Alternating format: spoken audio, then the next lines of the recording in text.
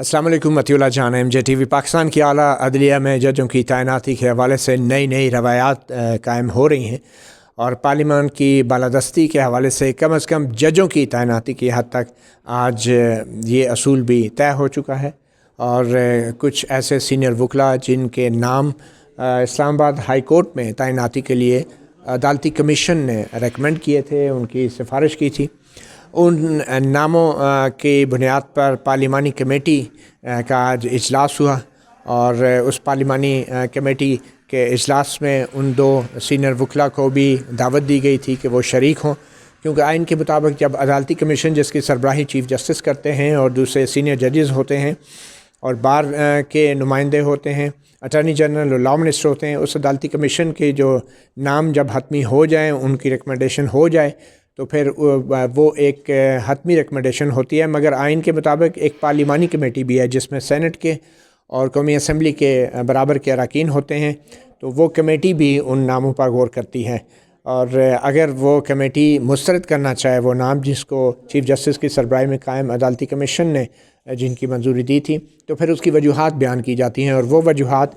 उन वजूहात का जायज़ा फिर अदालती कमीशन ही लेता है और जिसकी दोबारा उनके पास जाने वाली जो नाम है वो उनके ऊपर उनकी राय हतमी होती है।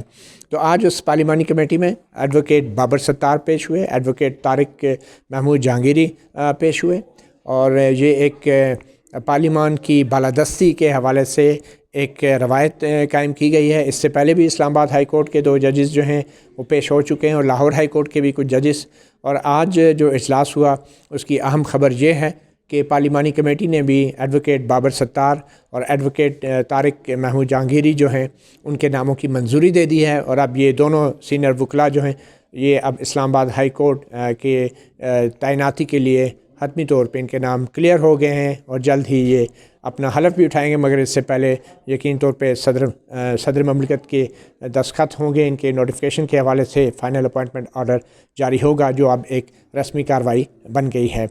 तो आज की इजलास के बाद बैरिस्टर जावेद अब्बासी ने कुछ अहम फ़ैसलों के हवाले से मालूमात दी हैं मीडिया को पार्लिमानी कमेटी के इजलास के फ़ौरन बाद। पहले सुनते हैं बैरिस्टर जावेद अब्बासी क्या बता रहे हैं। बिस्मिल्लाहिर्रहमानिर्रहीम। एक तो ये है कि मेरा ख्याल हम तलब नहीं किया था, हमने उन्हें इनवाइट किया था और चूँकि ये जो हमारी कमेटी है वो समझती है कि जजेस जब उनके पास पहले उनकी नॉमिनेशन होती है तो वहाँ की बहुत सारे क्वेश्चन होते हैं, बहुत सारी क्यूरीज होती है और बहुत सारी ऐसी इंक्वायरीज होती हैं और बहुत सारी रिपोर्ट एजेंसीज की होती हैं जिसको सामने रख कर फिर उनसे क्वेश्चन करके मालूमात ली जाती है कि क्या सच्चाई है।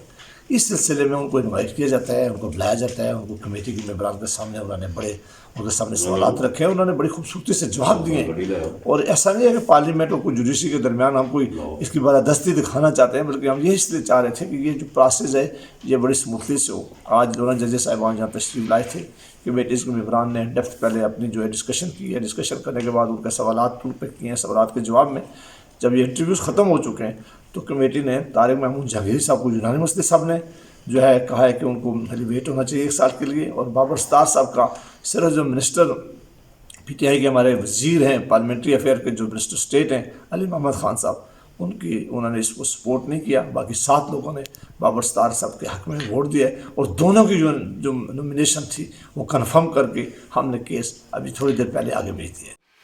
तो ये थे बैरिस्टर जावेद अब्बासी, पाकिस्तान मुस्लिम लीग नून से इनका ताल्लुक़ है और ये बता रहे थे कि सिर्फ़ एक जो पाकिस्तान तहरीक इंसाफ के वफाकी वज़ीर हैं अली मोहम्मद, उन्होंने मुखालफत की एडवोकेट बाबर सत्तार की बतौर हाई कोर्ट के जज के, और बाकी 7 जो मेंबरान थे पार्लिमानी कमेटी के उन्होंने हिमायत की। यूँ अक्सरियत से ये फ़ैसला हुआ।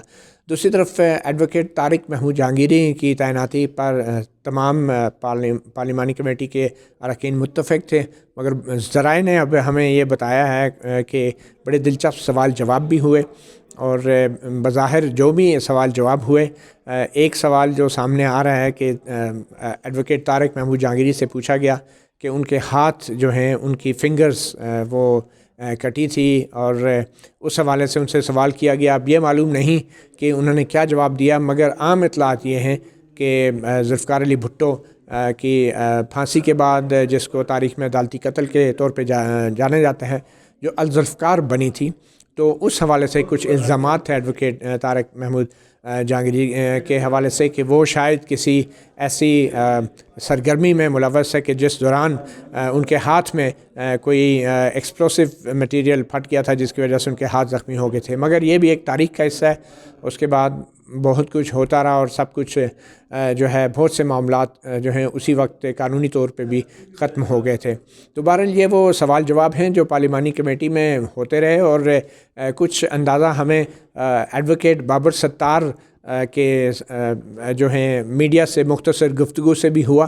اور دیکھتے ہیں ایڈوکیٹ بابر ستار کیا بتاتے ہیں. ان سے یہی پوچھا گیا کہ آپ کا اجلاس میں شرکت کیسی رہی, میٹنگ کیسی رہی, تو دیکھیں وہ کیا کہتے ہیں. It was a cordial environment. Yes. اور کمیٹی نے ایکسپلین بھی کیا کہ ان کا یہ ویو ہے کہ کئی رپورٹس آتی ہیں, ان کے سامنے کافی انفارمیشن ہوتی ہے, تو بجائے اس کے کہ وہ کسی ویکیوم میں اس کے بارے میں بات کریں تو وہ جو کینڈیڈیٹ ہے اس سے پوچھ لیں, کلیریفیکیشن لے لیں تاکہ پھر ایک میننگفل کانورسیشن کر سکیں. تو نیگیٹو رپورٹ تھی آپ کے خلاف؟ مجھ سے جو سوال پوچھے میں نے اس کو ایکسپلین کر دیا. یہ ریالٹیز ہیں. آپ بھی تو رپورٹ کمیٹی سیٹسفائیڈ تھی آپ کے جواب سے؟ مجھے نہیں پتا سر. گورنمنٹ کے جو ارکان تھے ان کا رویہ کیسا تھا آپ کے ساتھ؟ بالکل پلیزنٹ تھا سب کا. سر وہ آپ نے فورن جو کمپنی سے ان کے ڈائریکٹرشپ سے ریزائن کر دیا, سنا آج خبر چل رہی تھی. جی میرے کو فورن بزنس انٹرسٹ نہیں تھے. کچھ پراپرٹی میری ہے. میں امریکہ میں نے اپنی ایجوکیشن ختم کی تھی, وہیں پہ میں نے اپنا کام سٹارٹ کیا تھا. اسی وقت وہاں پہ میں نے پراپرٹی خریدی تھی. میری ابھی بھی پراپرٹی ہے, وہ میری ٹیکس ریٹرنس میں ڈکلیئرڈ ہے. میں نے کبھی گورنمنٹ آفس نہیں ہولڈ کیا. سو ادر دین جو میری اپنی لیگل پروفیشن سے انکم ہے اس کے علاوہ میری انکم کوئی نہیں ہے. وہاں پہ بھی بزنس نہیں ہے, ایک پراپرٹی ہے رینٹل پراپرٹی, اس سے کچھ انکم آتی ہے, وہ بھی ڈکلیئرڈ ہے. اور اس کے علاوہ کچھ کمپنیز تھیں ایک دو جو فیملی ریلیٹڈ جس کا کام تھا, اس میں کیونکہ میری شیئر ہولڈنگ تھی تو اس وجہ سے وہ ڈائریکٹر کی پوزیشن میں بھی لگا ہوا تھا. سو وہ ریزائن کر دیا اور وہ ساری چیزیں. سیکشن 116 کے مطابق آپ نے اپنے ریٹرن ڈپازٹ کیے, آپ کی انٹرپریٹیشن ہے. متی صاحب یہ تو کبھی کوئی ٹیکس والا کوئی اس پہ اٹھائے گا تو پھر بات کریں گے, لیکن جتنے بھی میرے ایسٹس ہیں بے شک پاکستان میں یا باہر وہ سارے ڈکلیئر. جتنے بھی. Thank you. ایڈوکیٹ بابر ستار سے پہلے طارق محمود جہانگیری ایڈوکیٹ جو تھے وہ جب پارلیمانی کمیٹی کے اجلاس سے باہر آئے تو ان سے بھی میڈیا نے بات کرنے کی کوشش کی اور انہوں نے بھی مختصر جواب دیے.